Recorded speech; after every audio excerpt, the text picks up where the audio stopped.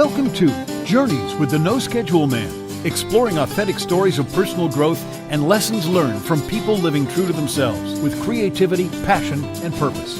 For all past episodes, subscribe on iTunes or visit noscheduleman.com. And please connect, share, and contribute with a comment, rating, or review.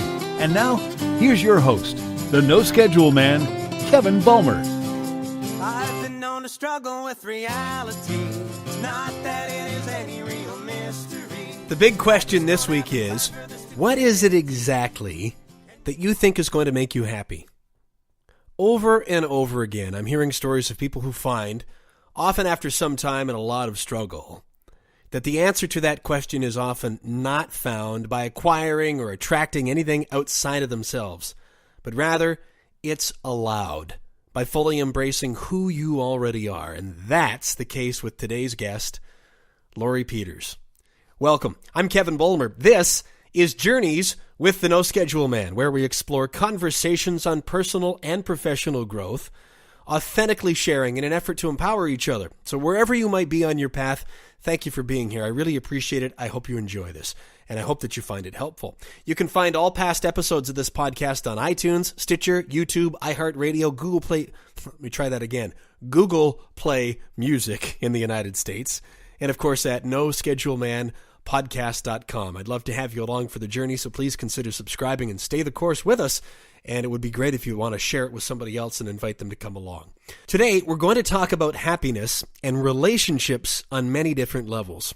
I know countless numbers of people who have felt or currently feel hopeless for one reason or another, and I've been there too.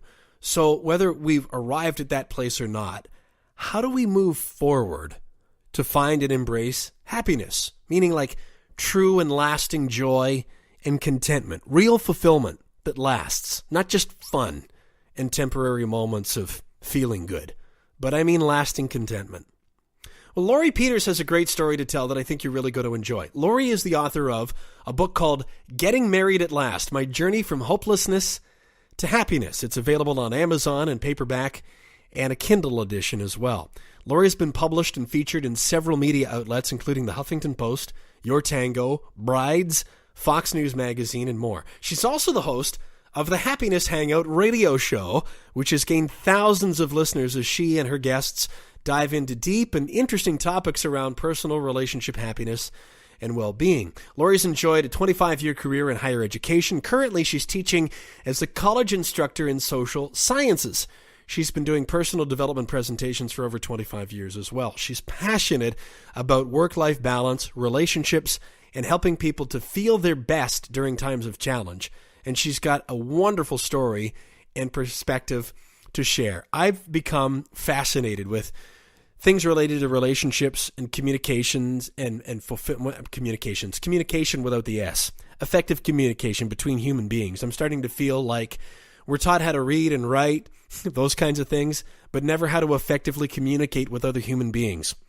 And understanding that other people have other perspectives, it doesn't necessarily make it mean that it's about us, but all kinds of different things like that. And so talking with Lori was really a great breath of fresh air. Just some of the key things I took from my conversation with her include, number one, unleashing creativity.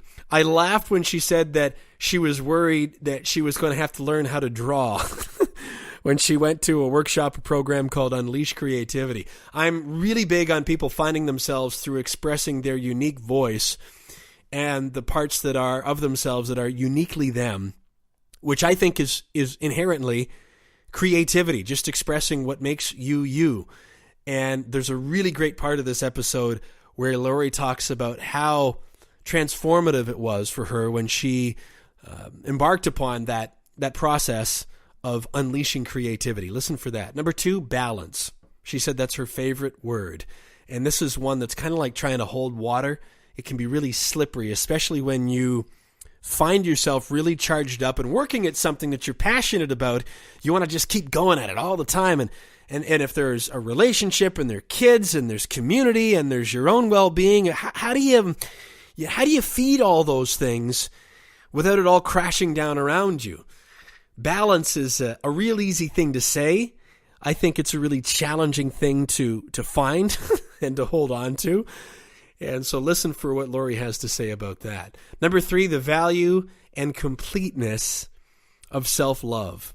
Lori said, quote, "I couldn't have the ultimate relationship until I accepted the entirety of who I am," or something to that effect. I thought it was really a great observation that it was self-love and full acceptance of self that really opened the rest of the world up to her. And I think that's an important thing for me to hear, and probably for anybody listening to hear as well. So often we look for something, someone outside of ourselves to come along and make everything right. The perfect partner, the perfect job, the perfect house, more money, whatever the case might be. But here is yet another story that provides evidence that once we can completely be at peace with who we already are, all the other things in our lives just start to line up. It's amazing how that happens. You're going to enjoy this. Here's the story of Lori Peters on Journeys with the No Schedule Man.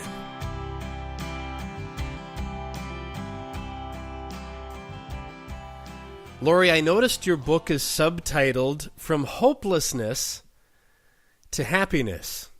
I wondered if we could start by talking about the hopelessness part first. What did that look like for you? Well, going through life, I really had challenges in the relationship department. And as a kid, I knew what was happening on some level, but I was probably too embarrassed, combination of being too embarrassed and not really understanding what was happening to me to really say anything about it to even my mom or even my closest friends. So I had self-esteem issues very badly. And, oftentimes people look back and dissect, is it my family? Is it things my family did or said? And it wasn't. Was very hard on myself growing up. And it's just my personality and my nature. My grandmother was the same way. We have a lot of the same personality traits. And so I felt very hopeless as I let my low self-esteem at the time really get in the way of taking care of myself, hence having good things happen to me in life. So through my journey of these relationships, I spent a lot of time not understanding what was happening to me, so much so that I got to the point where I used to say, even when I was in my 30s, I said, I feel like I'm in an enclosed glass box and everybody can see me and I can see them and everything looks normal, but I'm screaming and pounding to get out of here. And nobody can tell everything's wrong because it's glass and it looks fine. But inside, I just want to break out of this glass box and have life work for me in the way that I want it to work for me. So it got to the point where I was feeling very hopeless, not in life overall. I had a really great life, but I felt super hopeless about relationships. When you say that you were embarrassed, what are some of the things to give people that are listening a little bit more specific context, Lori? And you can talk about as much or as little of this as you care to, but some examples of things that you were embarrassed about. Sure. Growing up, I'm a very sensitive person. And I don't know if that has anything to do with I'm the first day of Cancer on the cusp, my sign. And they say we're sensitive people. I don't know, but I am very sensitive. And, I always remember anything anyone said to me that wasn't a compliment. But I probably forgot anything good anybody ever said as a kid. So I find that I was embarrassed by, I wasn't the cutest little girl growing up, and I had to grow into myself. And I wasn't, because our society is so, focused on looks, I didn't feel like I was a very cute little kid. I had the braces. I always struggled, keep the weight down. Things that could easily be fixed. But when you're a little kid and younger girl and you don't have those things fixed yet, I didn't get bullied, but I definitely could feel that I wasn't the cutest. I always felt second place, like some other boy was asking some other girl to, be his little girlfriend, and I wasn't, maybe picked. And that's embarrassing to say because I look at myself now and go, that is so not me. But growing up, it was. And so it affected me. I let that really sink into my heart and soul pretty deeply as a little kid. And sometimes when the things sink in, even though you can be flourishing in so many other areas, which I did in my career and my education and my friendships and what I could get done in life and what I accomplished in things that I did, a lot of that was motivated by the fact that I wanted to be number one in something. And so I accomplished a lot, quite frankly. But that little girl was probably she was sitting in there. She was getting more guts. She was getting gutsier through the years. And I'll tell you, Kevin, especially when my mother passed away, she was 58 and I was 34. So that's pretty young, but old enough to at least have a grasp of my adulthood. That's when things began to change. But it took a very long time to get that little underconfident, sensitive, sad little girl, out of there and to really, really believe and love and live and realize all the things I realize now. So all that little girl just got stuck in there for way longer than I guess I hope she would have. But hey, things progress as they progress, and I'm fine with it. But she stayed there a long time. Here you're also describing, Lori, some of the tremendous success that you have and had. And I'm wondering about how your ability to manifest that kind of success may have, or may not have, depending on how you feel, but may have actually magnified or exacerbated the frustration about how you felt with your self-esteem and the relationship type issues, because what I'm hearing is it sounds like you had areas of your life that you wanted to have a positive impact upon, and you did, and you could see that and you were aware of it, but then would turn back to this other area where you so desperately wanted to have contentment and couldn't. How much of that were you aware of at the time? I don't think I started to become aware, and I feel like sometime in my 30s I became aware. I really was pretty I kind of lived in a fantasy world. I mean, through into my 20s especially, I'm in college. There's no more men around you at one time than there is in college. I was in sorority. I was my sorority president. I was on this. I was on that. I was, winning awards, and it was so cool. But still, sometimes you never know what's going on inside someone. And so I spent a lot of my 20s in a fantasy realm, hoping, that things would look different, but not ever truly consciously believing in myself, but just wishing they were better. But realizing in real life, I wasn't acting on what I was wishing for.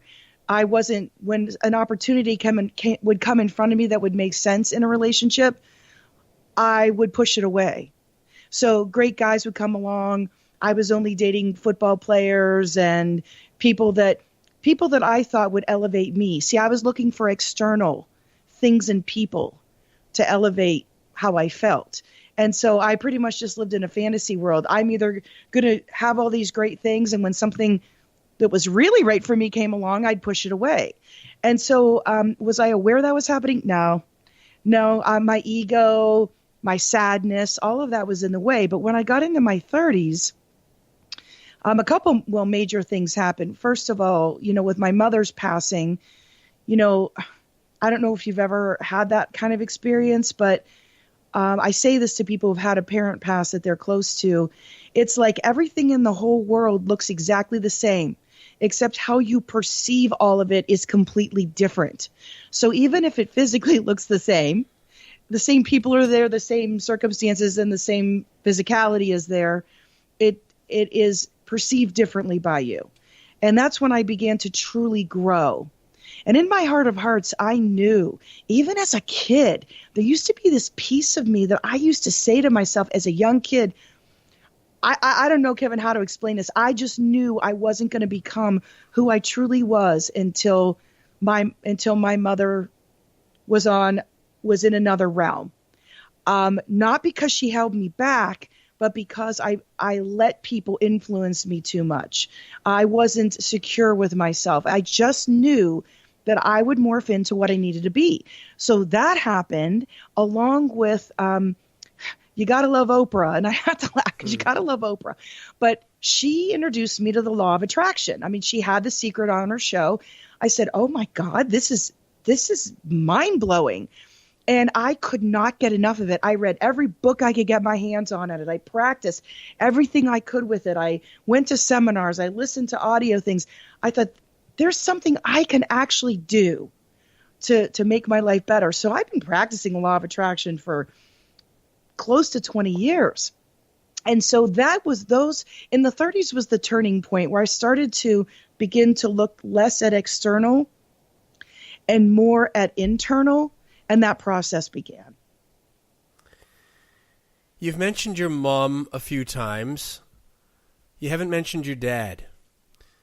Was he around?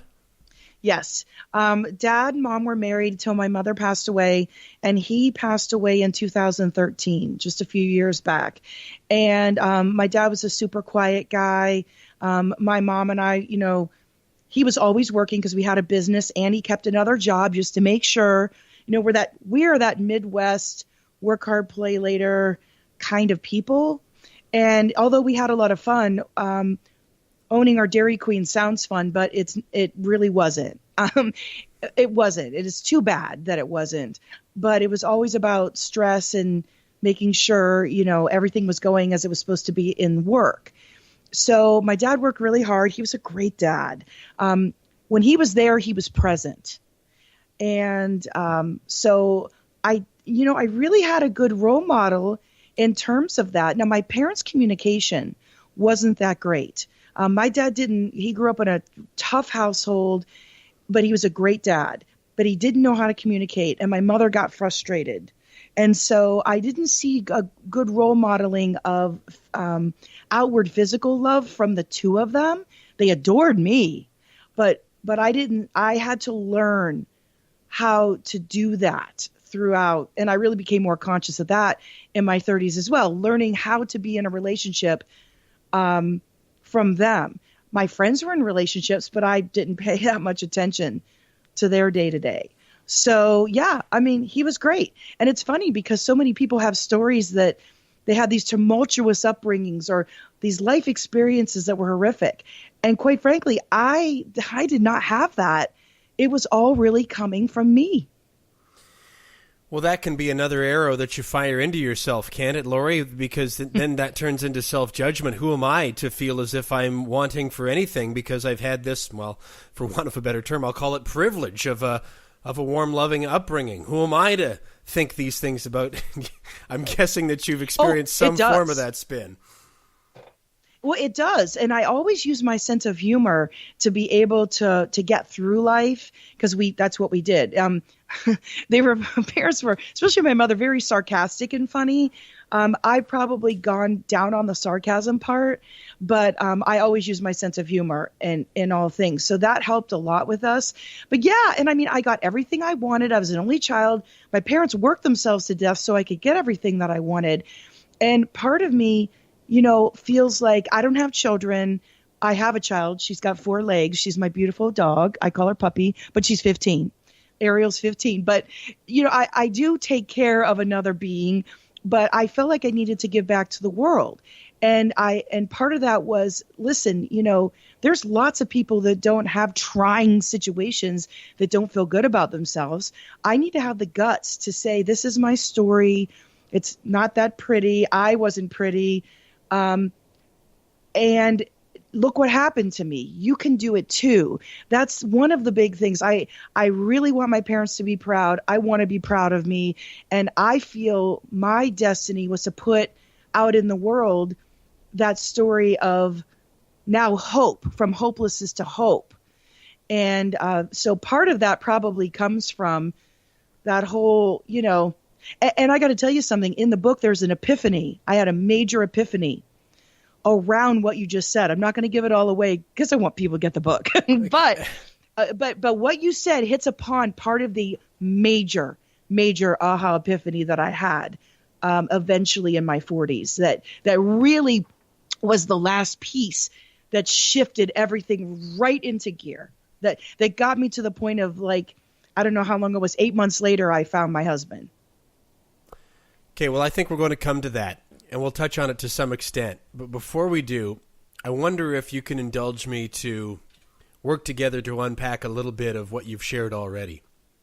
When you were talking about your dad, Lori, you mentioned something that I wrote down because it reached out through our internet connection, grabbed me by the throat, and swung me around the room, because I feel so passionate about this the more I go through and grow on my own journey. Anyway, here's what you said.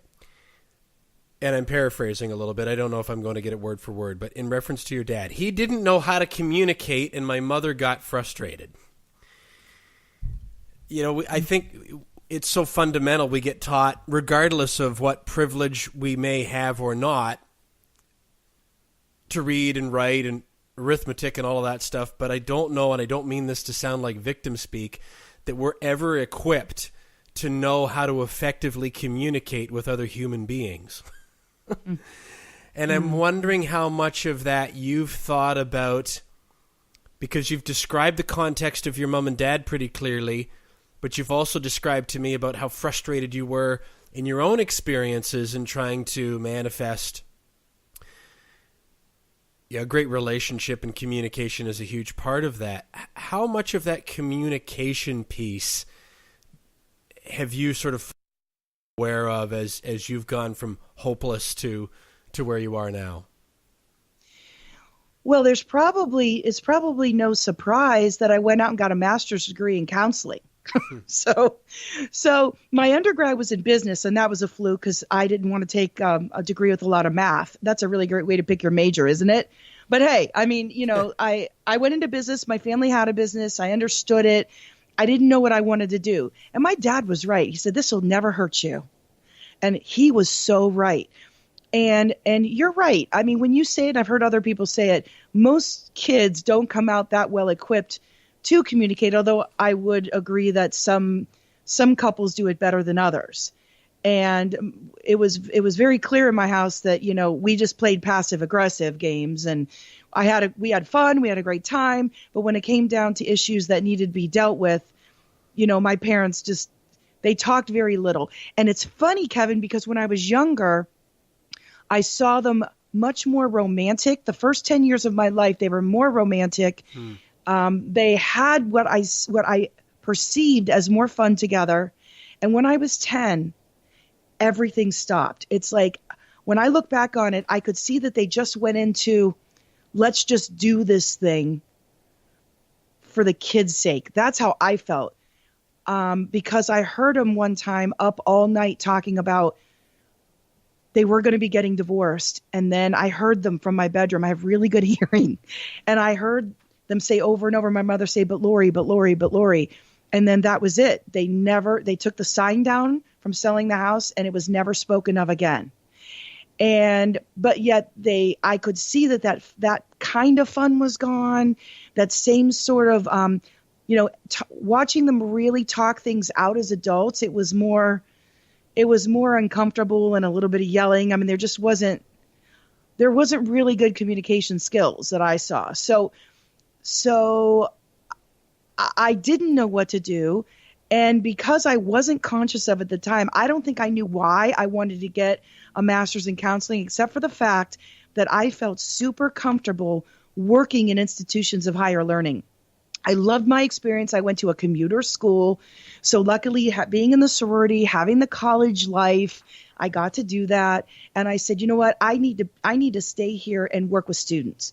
So I got my degree in counseling, and it was a huge piece, obviously, in how I could communicate. I got so involved in it that little by little by little, I looked at my mother one day and I said, I don't have homework. I've graduated and I hate it. Oh my God. And she goes, I never thought they couldn't even get me to go to school as a little kid. Yeah. She said, I ended up with 2 masters. And she said, I cannot believe I'm hearing this out of your mouth. And, and so I realized we had the business piece in my life every day, all day. I like using the other part of my brain. Where was the creative side? Where was the writing? Where was the creative? Where was all that? Where was it? So I began to explore that. And that's when I became more conscious of everything that you're asking. The idea that, I'm not nearly the person I need to be on this other side of life. Sure, I can do business stuff. Sure, I can do my career great. Of course, I can get the job. Of course, I can learn. But I wasn't I didn't feel anything. The creative side of me was just totally untapped. So that's when I became conscious, and when all the other garbage started to open up and me realize it was there.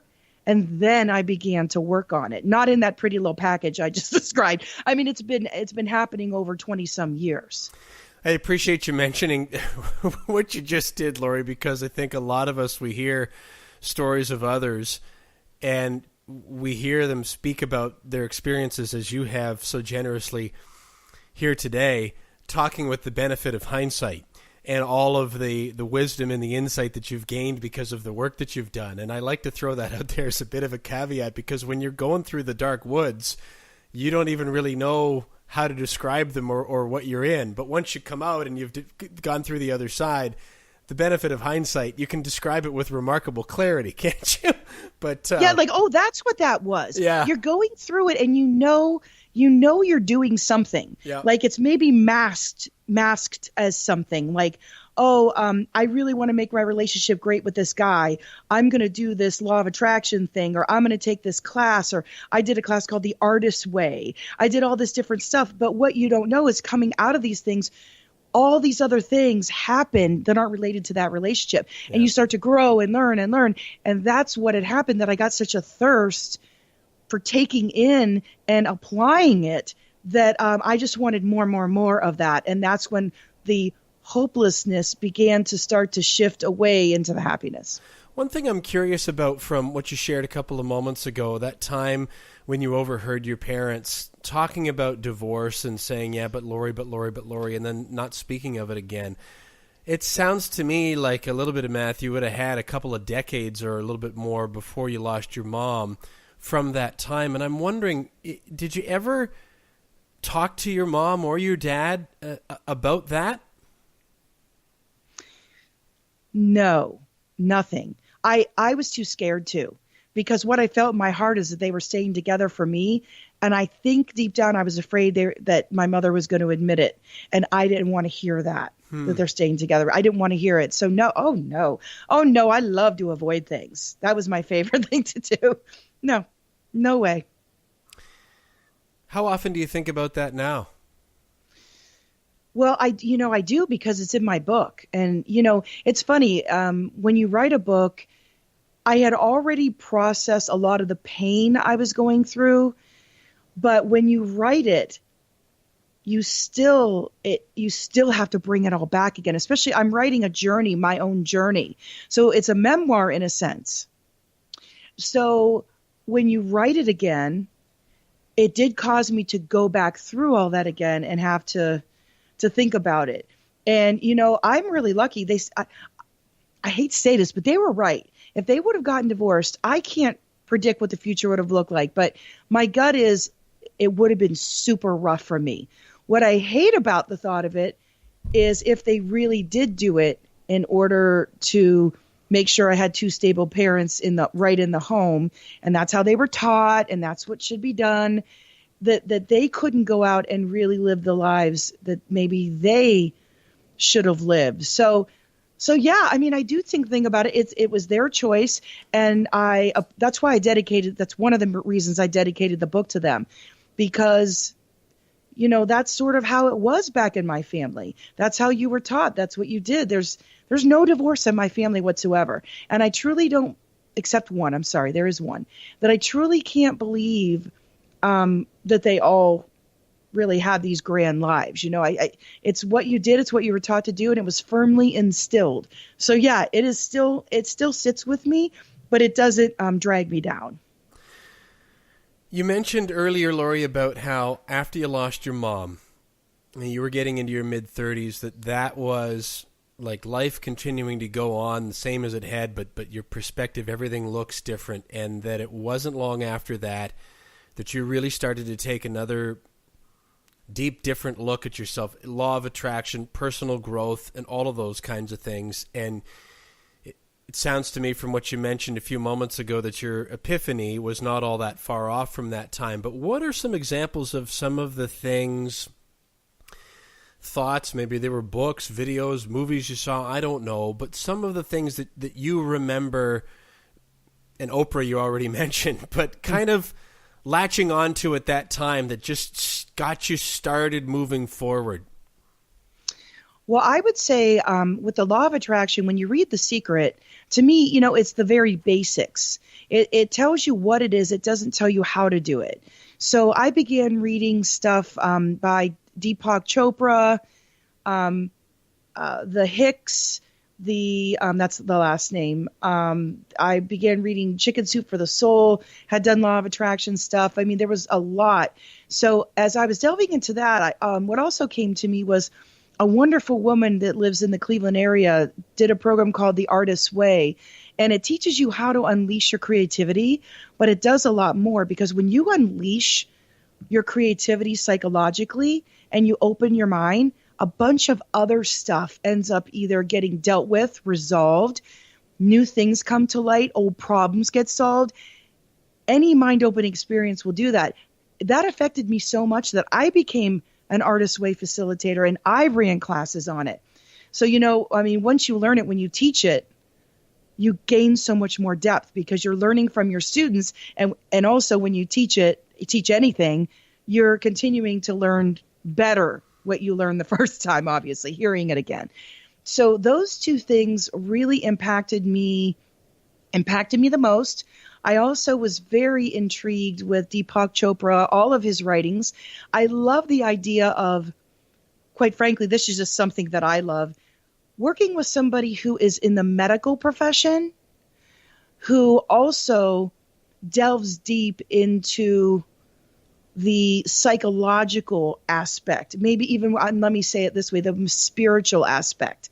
Deepak Chopra was a medical doctor, and he delves deep into the spirituality of life.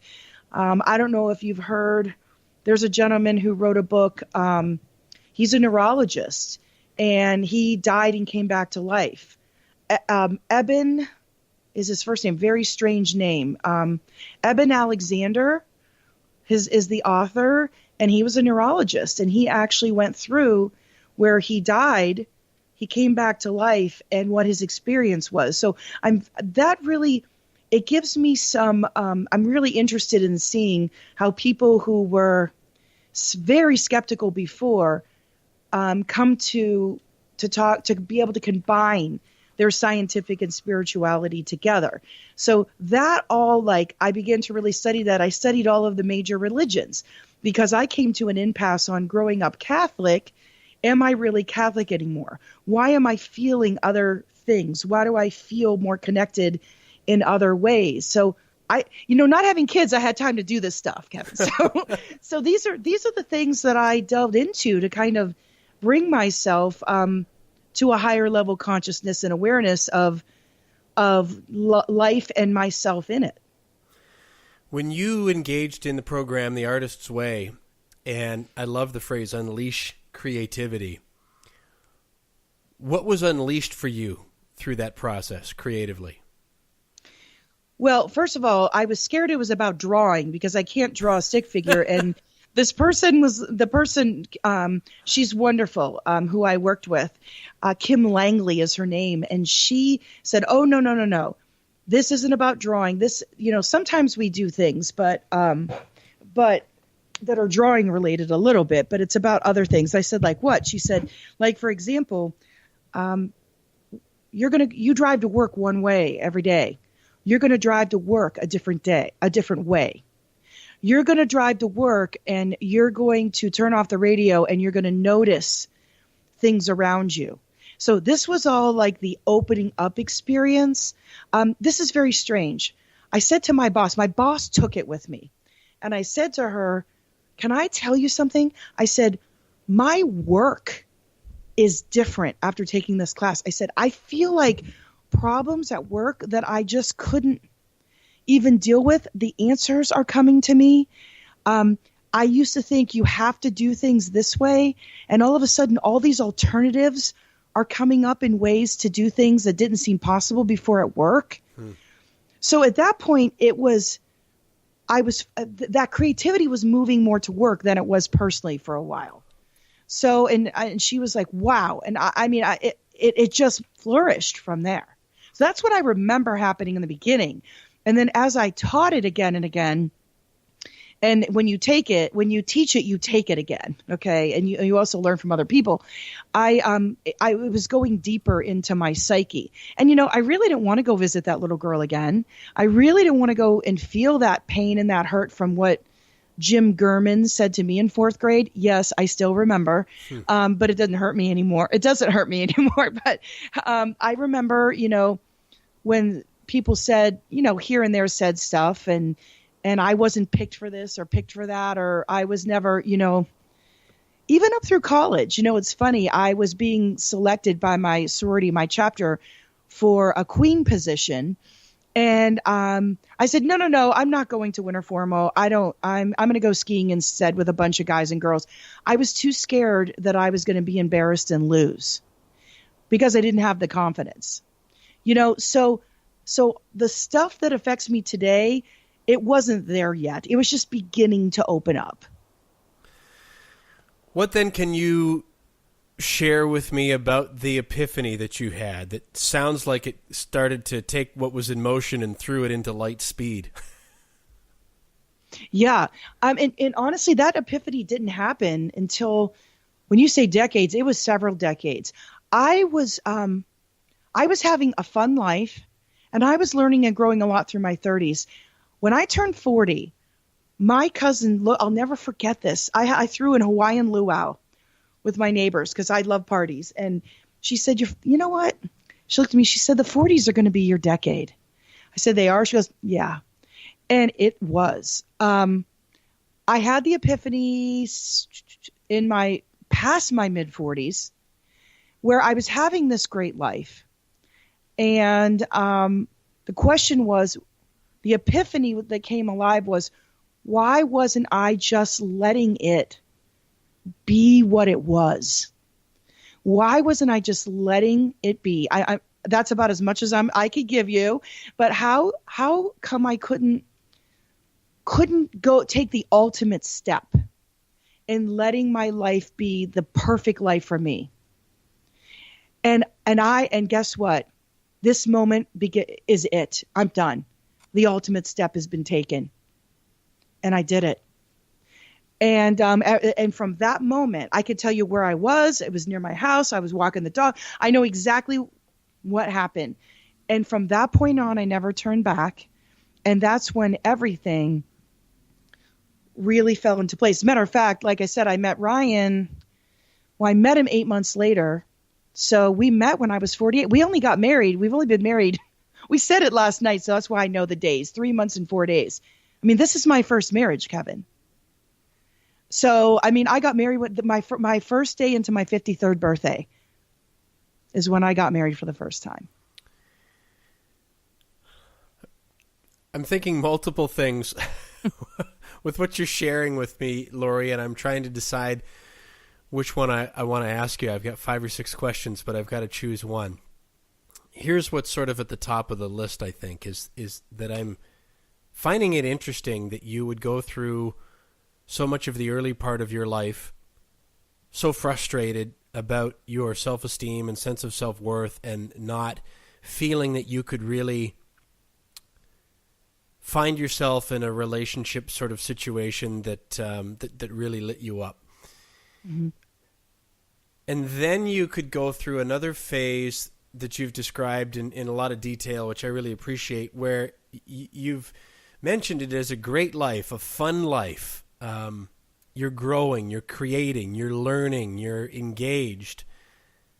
almost sounds like you had left part of that, the ideas of that younger version of yourself behind, not to be so callous as to say, well, I don't need it, but I'm perfectly capable of having a great life without what I thought was so important to me for all of that amount of time. And then once you got really comfortable inside your own skin, or maybe I'm misreading it,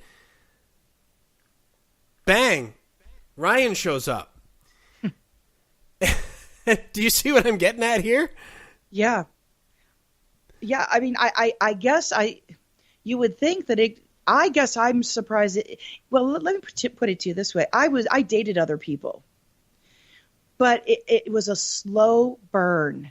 It's like I couldn't let the ultimate relationship come in till I was ultimately ready. Most people don't do that. Most people they get married or they have a long live-in situation, whatever it might be, for a really, like, no matter what stage of life they're in. For some reason, I couldn't let that part go until I really was completely secure with who I was. And like I said, I don't think 99% of the world does that. Yep. Right? I mean, I think people get in these relationships because you hear all the time. I mean, we can utilize our relationships with other people, loving relationships, to grow ourselves into the person we want to be. And believe me, I have not come anywhere to stop growing. We grow till we die physically on this earth. But a lot of people, they utilize, if they really do it right, they can utilize their partner and how their partner reacts to them for themselves to become a better person, if you really know how to do it right. And so I come to the table with a lot of tools for relationships because I waited so darn long and I was working on myself for so darn long. So in that respect, it feels kind of unusual. Tell me about the Happiness Hangout. What was the genesis of that? Once again, sometime in my early 40s, I began to realize I had been in higher education for, I'm in my 26th year now. I'm a college instructor. But prior, I'd spent 16 years in workforce development where I was working with people who were laid off, and I was creating programs to get them back into the workforce. And I was working with companies to get their employees upskilled, and I had been in student services and career planning. So I've been all over the gamut of higher ed. And I realized, that whole part of me, that passionate part of me that absolutely loved learning and growing about the creative, spiritual side of the brain was really taking over, because I felt like my last position was more a businessy kind of job, the one I did for 16 years. And so I met with some friends and said, I want to come up with something. I want to do something with a website. So originally the Happiness Hangout was going to be a place where everybody could come for happiness resources. And I didn't know what that looked like. Was I going to do classes? Was I going to do seminars? Was I going to have it be, a place where people could get information? But I wanted to be the ultimate place you came to. And then it morphed into something different. It morphed into being a place for people to come for support in their loving partnerships. Because everything I was writing about, Kevin, like I write for Your Tango, Huffington Post, I've been syndicated to several different places. They were all about relationships. My book I was going to write was going to be about a relationship. My radio show was about happiness, but I turned that to relationship happiness. So it just was going in that direction because I had this story to tell about my own journey and relationships. And I so wanted people to know that they weren't alone, whether they were divorced and starting over, never found the right guy, found a guy but never got married, stayed single their whole life, like whatever it was. I wanted them to know wherever you are in life, you're going to be able to get where you want to be if you want to be somewhere different. So the Happiness Hangout is basically now, the place that has, my blog and my radio show gets marketed through there, and other things, my writings and stuff of that nature. So So I felt like I wanted to put something out there into the world that was comforting for people, hopeful for people. Happiness is positive psychology is a huge area of psychology now, which it wasn't 20 years ago. And I love the research part of it. And I do presentations to even corporate, but a lot of groups on happiness. So I do that as well. So that's how really it all came about. It just got more focused over the last couple years.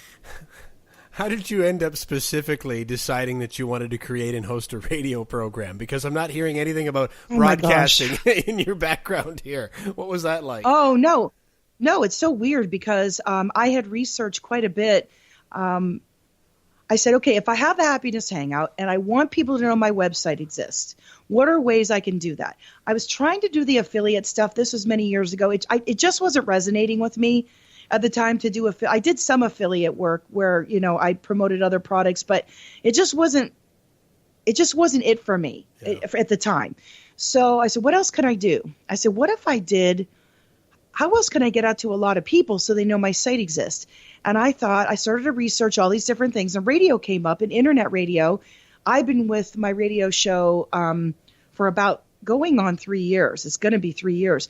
And I started to research internet radio. So I interviewed a couple internet radio, bigger stations that did internet radio, and talked to the actual the engineers, the owners about, again, I'm not a radio person. How do I do this? And they taught me. They said, a lot of people have shows around content.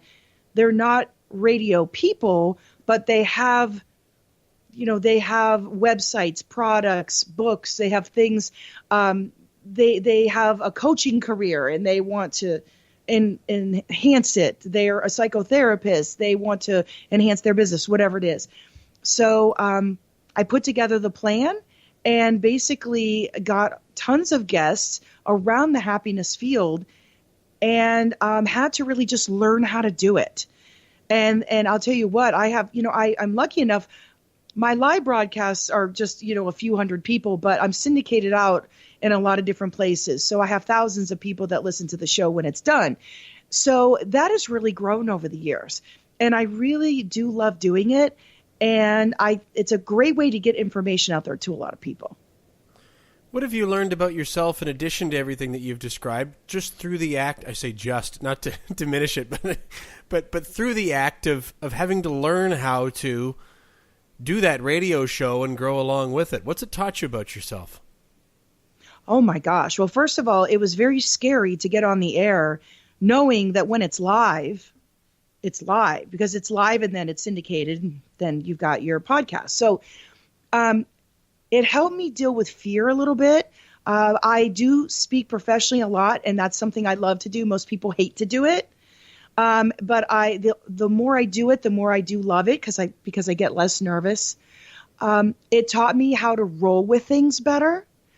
It gave me confidence in my abilities to say what I need to say to people, whether they take it in or not is their choice. But it's given me more confidence to say what I need to say. It gives me that voice. And I have learned from the guests because I have guests every week and I always get some great information that I can implement in my personal life. But I think, again, the continuing with the confidence and it's interesting. I don't know if this happens to you, but when people find out I do a live radio show or any kind of radio show, their eyes widen. Like, you do a radio show? Like, people still find that it's an enigma. It's out there. It's something, I could never do that kind of thing. And it's really, yes, you can. But again, it's not for everybody. Not everybody can do what Kevin does. I mean, not everybody wants to do it or can do it. And you get better the more you do it. But a lot of people find it so out there. Yeah, I get versions of that. It becomes something that, as you know, it's a lot of work. Yes. Right? Like, I mean, and you're in it so much, and then you network with other people that do some version of it, that sometimes your perspective can get narrowed into just assuming that everybody knows what it's like. But when I go out and speak and talk about, the podcast, producing something at home that is being listened to all over the world, they get a little twinkle in their eye, like you're performing some sort of a magic trick or something like that. Oh yeah. Mm-hmm. It's kind of fun, but well, it's, I congratulate you for that. Then I'm wondering now how the idea for the book weaves its way into all of this, and how that, what the length of time was even to be able to bring that to life. Where did the book come about? Well, they say that 80% of people want to write a book and 2% actually accomplish it. And, I didn't live my whole life saying I need to write a book. It didn't happen. But once I started speaking on happiness and getting some gigs, my career is in higher education. I mean, I can a few years, but I teach 4 classes as an adjunct faculty member. I decided to take a deep breath, and when my old job restructured, I decided that, I'm going to take a giant pay cut. How exciting. And I'm going to go and I'm going to work I have a full load of classes, but I'm going to be a part-time faculty member and start the Happiness Hangout and monetize it. And so I said, I do my speaking gigs, but I also decided to write a book. I thought, I want to get in this world. I want to see what this book world's all about. So I started researching it. I knew my idea was to write about my journey of relationships, and that I would do that somehow. And I read about memoirs and how to write and just, I have degrees, but I needed to learn how to write a book. So I self-taught a lot of how to write. And then I found a fantastic editor and book coach out there, and I began the process. And the process took about a year to write the book. And I formed through my company that runs the Happiness Hangout, I formed my own publishing company off my main company. So I would have that. So if I decided down the road I wanted to help other people write books in the way I do it, that I would have the company. And writing the book, you go into this world, Kevin. I mean, because you're rehashing all this stuff if you're writing about yourself, or if you're writing about anything, you're researching, and you have to spend hours. I have to spend hours writing. I can't write for an hour and then go back to it. I had to clear out a minimum of 6 hours, and I'd write for 4 of them to be able. And that's how I did it. I did it in shifts, in pieces, because once I got on a roll, I could not stop. That was me. Other people are different. So I get it done, and my specialty is marketing. That's what my undergrad degree is in. I love marketing. And I said, okay, I found a wonderful cover designer, which you have to do if you want a good book. You have got to have, if you're going to self-publish through your own company or your name, you have to hire your own team if you're going to do it well. Your own editors, your own book coaches, your own technical people, your own designer, etc. So I had all of them, and I said, I want to concentrate on this book. And I felt like if I could sell more of the book, I get more speaking gigs. If I get more speaking gigs, I'll sell more of the book. I'm going to let these two things work hand in hand, as they often do. So that's where I am. And the book just came out last month in August. And I began doing my online work. It's on Amazon paperback and Kindle. And I began to do the work of getting people to purchase it online. That's continuous. That's an everyday work that you do. And then I'm doing a book tour, a women's book tour, where I'm out there going into women's groups, women's events, women's organizations, and speaking and selling the book. I also do salons where I go into people's homes, women, where they have parties, and I do really fun book readings. And I'm starting a personal development book blast, where I have several personal development authors that write about different areas of personal development. And we're going to do a book blast. We go to all these different bookstores and places, and we do events, a win-win situation. So that's just a little part of my marketing plan to get this book into the hands to people who need it, people who can can feel happier from it. Because it might be a book about relationships, but in the end, it's really a book about happiness. It's a feel-good read. It's a book about feeling your best, self-care. It's told through my story, but it has deeper messages than that. So that's kind of where I am right now. And I hope that, I can continue to just get it to blow up and get it into the hands of people who need it. How much fun are you having, Lori? Oh my God. I am loving it. It's my career is in education. I guess I would say this is more my passion project. What do you think? This is an impossible question. I'm going to ask it anyway. Pick an age anywhere under 30 that if you now could go back and show yourself to that younger version of yourself, I wonder, what do you think the younger you, would think? I would not believe it was me. I would be like, it looks like me and it sounds like me, I guess, but I don't know who that is. I don't think I could conceptualize or it could sink in that was me.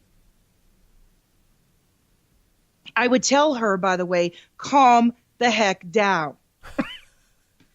Yeah. Chill out. Who's telling whom to chill out? Oh, the older, the me going back to that younger person. Yeah. Just calm down. You're making too much of everything. Chill out and have fun. You are ruining your life. But I had to learn that. So. Isn't it a Highwire Act? You mentioned earlier about why wasn't I just letting it be what it was? Something to that effect. A Highwire Act of continuing to grow, challenging yourself to have the discipline to act, to move forward. Here's another thing. When you said 80% of people say they want to write a book, a friend and colleague of mine said something very similar the other day, Laurie. Says, in actual fact, not 80% of people want to write a book. 80% of people want to have a book. 0% want to actually write it. Anyway, what I'm getting at here is where you're talking about basically letting go, getting out of the way, allowing, surrendering, mixed with an incredible discipline and focus to continue moving forward and acting and taking action. How do you balance those two things out? Well, sometimes I can get a little caught up and I have to step back. It's funny. I went to an event, a wonderful event. Another colleague of mine has a program you can be in. And you meet in person, you do some stuff online. It's really about self-care, and we help network each other's businesses. We're called heart-centered businesses is what we do. We're all in the business of this heart-centered businesses. So it was funny because she did a fun thing with cards. She said, take this card, give it to the person who doesn't know you, and let them say back to you what they're picking up from you. And mine was she kept telling me, go inside, Lori, go inside, go inside. Because I'm very externally focused. Like I'm doing that part of me that knows how to do that part. You get out there, set up your book dates, do this, do. And I am not really taking care of the inside and not going in to like replenish the creativity that you're going to need for the outside anyway. So I'm in that space right now where I need to go back in. So I have to continue. Balance is my favorite word. That is my absolute favorite. I have to continually work to balance between overworking, overthinking, overdoing to, okay, chill. Because when I do chill out, I often come back like a whirlwind because I've re-energized. So it's got to be that balance, Kevin. I mentioned at the outset about the subtitle to the book. I didn't give the actual title. I'll give the whole thing now. Getting Married at Last, My Journeys from Hopelessness to Happiness. And that's kind of led me. I've been wondering while we've been having this discussion, again, how to frame this and ask it. And I think maybe I've got it now. We talked earlier about how you've shown to me, or at least the impression I have, Lori, is that you're a very strong, resourceful, dynamic person, but spent a lot of the first part of your life frustrated about not being able to find that relationship or really get in sync the way that you wished you would have, maybe for reasons that were different then than they would be now. Then going on to a part of your life where you really sort of took charge of your own experience and showed yourself that you're completely capable of having a great life on your own. To finding even another level of fulfillment, it sounds like, and correct me if I'm wrong, because again, the start of the book is getting married at last. That comes before the part about getting to happiness. So I'm just curious about why you felt and maybe feel that relationship aspect of it, still that pilot light never went out. Even though you showed yourself you could have a great life without that being an active part of it, the relationship, I mean. Now you're married, and it sounds as if you've just had things kind of come to a whole other level. But why do you think holding on to that thought, the thread that runs through this whole conversation of finding out what it's like to be in a really conscious, loving partnership of a relationship, stayed in your consciousness and was so important all the way along the journey? Why was that? Because as a young kid, I never felt maybe accepted maybe I didn't feel accepted by men. I felt very accepted by women, lots of friends. You know, I went all the way up in my sorority to our national council. I felt very comfortable with women. So I was, elected to positions. I felt like women accepted me. With loving relationships with men, I continuously didn't feel like I could get it right. So when I actually, the interesting part of it was I couldn't get the ultimate relationship until I accepted the entire me of who I am. Good, bad, and ugly, we all have it. What I completely forgot is everybody has good, bad, and ugly. We're human beings. There's no possible way that we can be perfect and should never try to be. So you have to, this is what the book, talks a lot about with self-care and self-love as well. That's the second part of the book. Is that you have to, you can't just say it. You have to get it through your entire consciousness, your being, that if you know you're a decent human being and a decent person, we all have flaws. We all mess up sometimes. But if you know that you're good, you have a good heart, that's all that needs to be done. And from there, then you accept and truly accept just who you are, that you are worthy of love, that you are worthy of being loved, just being who you are. No matter what's happened to you, that piece of the relationship was the only big thing that I felt wasn't fulfilled. It didn't actually happen. And I always said to myself, until I get this piece right, I don't feel that I will have the information or the right mindset to write about it. How am I going to write about this if I don't get to the point where I really feel like I've got it? Of course, I admire people who live without a loving partner for whatever reason they choose not to. That's absolutely fine and encouraged. I encourage a person to have the life they absolutely want to have. I felt like that is the piece that I needed to get nailed down to write about, because it literally was my nemesis my whole life. And that's the one I wanted to kind of get through. And of course, Kevin, the next challenge is going to come and it's going to be something else. But I dealt with that till I met Ryan for 48 years on some level. As I was older, it was better, but it wasn't there yet.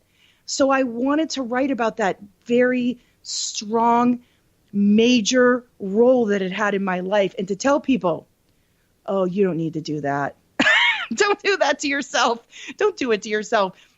So that's why I wrote about this. Now, there could be another book with some other situation, that I want to put out there. But I had to I had to do it.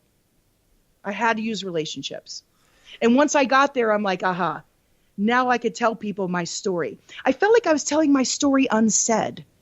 If I did, or incomplete, not unsaid, incomplete. I would be telling my story incomplete if I actually didn't find the guy, whether I married him or not.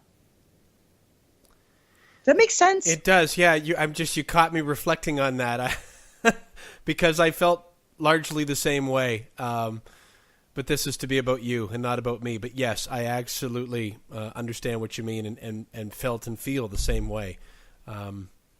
Earlier in my life, when I went through divorce, I was surprised to find out that I didn't like myself nearly as much as I thought that I did or should.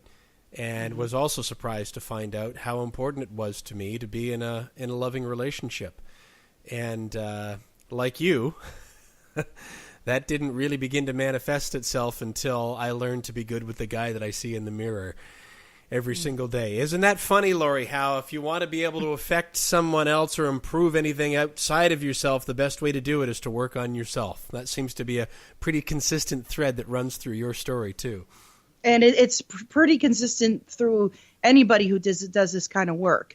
So that's why I say self-care and self-love is the thread runs throughout my book a lot.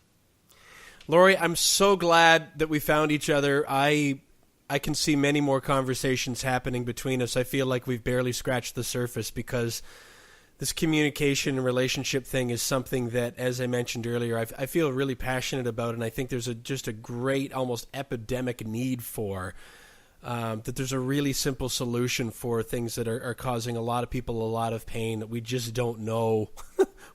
Like you described your parents and your grandparents and even ourselves, we don't know what we don't know. And I'm just so glad that you are in the place that you're in and that you're so energetic about sharing through your radio program, through your books, through your speaking and everything that you're doing. I congratulate you and I'm proud to stand beside you, and I hope that you'll consider me a friend and a supporter however I can be from this moment forward. But thank you so much for sharing this time with me today. It's really been a pleasure. Well, I really appreciate it, Kevin. I've had a wonderful time, and you've been a wonderful interviewer, and thank you so much for having me. I do consider you a friend, and thank you again. To connect with Lori Peters, the best way to do that is probably just to go right to her website, happinesshangout.net.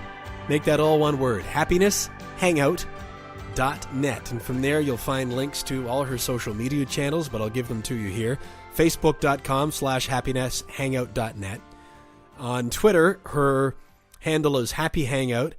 On Pinterest, she's at EnergyGreat1. That's the number 1.